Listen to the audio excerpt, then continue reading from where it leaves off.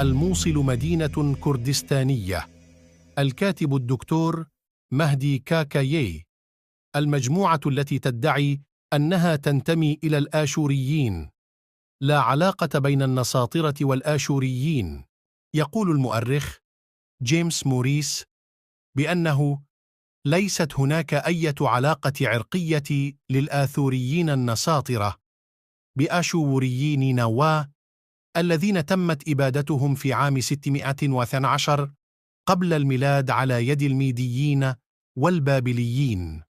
يستطرد هذا المؤرخ أنه بعد انتهاء الحرب العالمية الأولى وتأسيس مملكة العراق من قبل بريطانيا في عام 1920 قام الإنكليز بجلب النساطرة إلى العراق.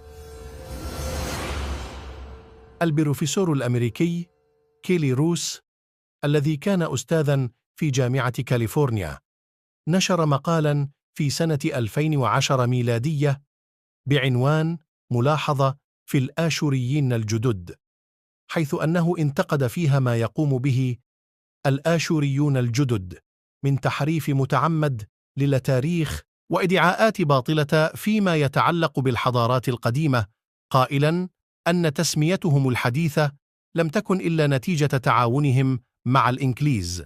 كما أن البروفيسور المذكور نشر أبحاثاً في سنة 2001 ميلادية يثبت فيها أنه ليست هناك أي علاقة عرقية تربط الآشوريين الجدد بالآشوريين القدماء. بالنسبة إلى أفراد المجموعة الذين يدعون أنهم من سلالة الآشوريين القدماء، اعتنق سكان جبال وقرى ومدن كردستان المذهب النسطوري للديانة المسيحية نسبة إلى الأسقف نسطوريوس أسقف القسطنطينية الذي أسسه هذا المذهب في سنة 34 ميلادية بعد حرمانه وطرده من الكنيسة الكاثوليكية الجامعة. من الجدير بالذكر أنه يتم إطلاق اسم الكنيسة الشرقية على كنيسة النساطرة.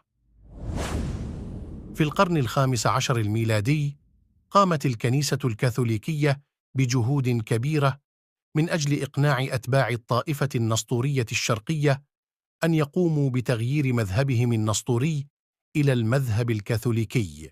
هذه الجهود نجحت في جعل قسم من النسطوريين أن يعتنقوا المذهب الكاثوليكي، وتم إطلاق اسم الكلدانيين على هؤلاء الذين اعتنقوا المذهب الكاثوليكي، وذلك لكون الكلدانيين القدماء كانوا من سكان بابل الكلدانية، وليس لأنهم من سلالة الكلدانيين الذين ذابوا في الشعوب الأخرى ومنه الشعب الكردي، ولم يبق لهم أي وجود، حيث أن إطلاق هذه التسمية عليهم هي مجرد تسمية تعرفية جغرافية.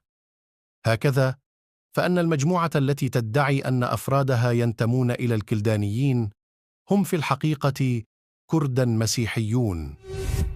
النسطوريون الذين لم يقبلوا أن يصبحوا كاثوليك احتفظوا بمذهبهم المسيحي النسطوري، وهم الذين يدعون الآن أنهم أحفاد الآشوريين القدماء.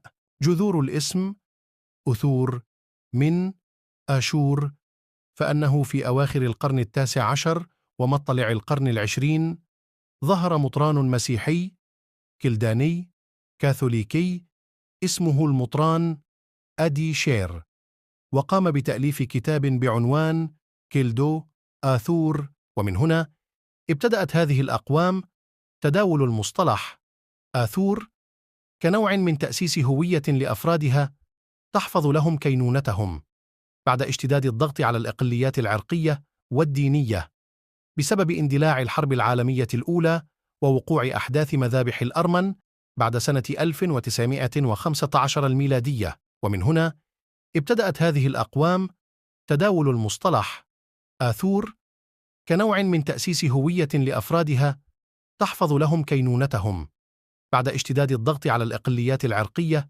والدينية بسبب اندلاع الحرب العالمية الأولى ووقوع أحداث مذابح الأرمن بعد سنة 1915 الميلادية. بسبب موقفهم المناوئ للدولة العثمانية حينها ومساندتهم لروسيا القيصرية.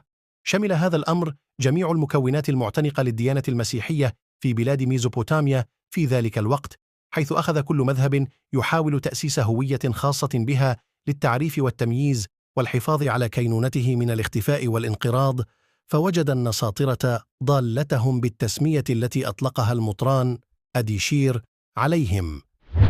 يذكر ابن خلكان بأن منطقة هكاري الواقعة في شمال كردستان هي موطن النساطرة الذين هم قبيلة من الكردة، لها معاقل وحصون وقرى في منطقة الموصل. كما أن المؤرخ أبو الحسن علي بن الحسين المسعودي المتوفي في سنة 958 ميلادية يقول عن الكرد وأديانهم ما يلي: أن ديارهم تقع مما يلي الموصل وجبل جودي، يسمون بالأكراد، بعضهم مسيحيون من النساطرة واليعاقبة، وبعضهم الآخر من المسلمين. من هنا يتبين بأن النساطرة الذين يدعون أنهم أحفاد الآشوريين والكلدانيين هم شريحة كردية مسيح. في السنين الأخيرة تطورت أبحاث الأعراق بعد ابتكار طريقة الفحص الجيني DNA، والتي قضت على الادعاءات الكاذبة التي تحاول أصحابها تزييف التاريخ والانتماء العرقي. أقدم هنا نتائج فحص DNA التي تؤكد على كردية المدعين بالآشورية. النتائج هي بالنسبة المئوية معدل فحصين جينيين: 1. جنوب الأناضول والقوقاز 58.5%، وهي منطقة كردستان، موطن أسلاف الكرد الخويريين الميتانيين والهيتيين. 2. اليهود الشرقيون مزرهيم 113%، قسم منهم قد يكون من اليهود الذين هجرهم الآشوريون إلى كردستان. 3. الكرد 15.6%. 4.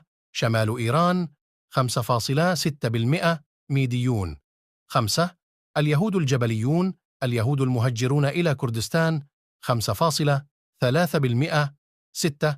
جنوب الجزيرة العربية اليمن 2.8%. من خلال هذه النتائج للحمض النووي لمدعي الآشورية نستنتج أن 80% على أقل تقدير من جيناتهم هي جينات كردية. إعداد سردار رامان، والشكر والتقدير للأستاذ علي كلو.